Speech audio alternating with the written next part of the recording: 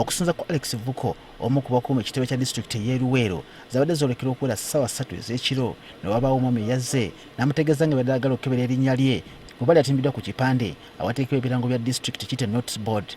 Vuko agamba nti omwami yabadde ayambadde ekigirikooti nga weese n'ensawo ku mugongo. He's pretending that he has come from very far. He puts on a jacket and then also a bag.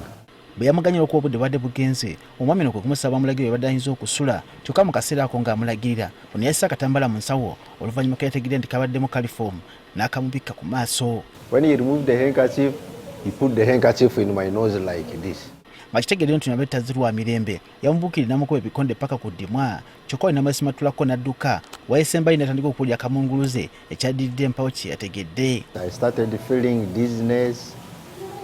I started feeling seriously asleep. Then from there, I moved away. I went back to my workplace. So I didn't know what happened now.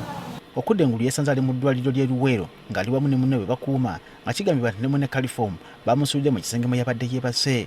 Abakozi abakedde okuggyako kalaba emirimu gyabwe bye basanze ng'enzigi eziwerako zamenyeddwa ne batima ku poliisi naye situkiddemu okujja okulaba ogubadde.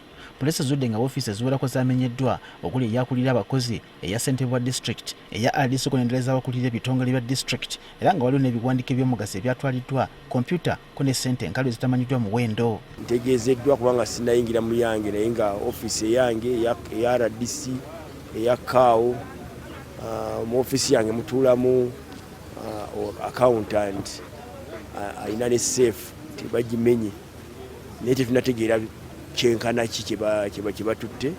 It is true some documents seems to have been taken. We are yet to establish what documents exactly. Some computers, CPUs and the screens were taken also. Poliisi erese embooya y'ekongo olusu era mpawo kyezudde. Ne tusala nti tusooke tusitopinge abantu okuyingira mu district ssaawa eno paka nga tumaze okukola okunoonyereza yaffe. Ssentebe wa disitulikiti eno era Stoke Ebirango akkiriza nti wabadde omuwata mu by'okwerinda oguyinza okuba nga gwakozeseddwa abazigu bano okumenya awatali wadde ayinza bakuba ku mukono. Kituufu nti wano tuba tetulinawo mukuumi wa mmundu, tulina abakuumi baffe babiri twaliise nti baba abusaale. Tujja kulaba ekyokukola nabo kubanga kiringa wake up call.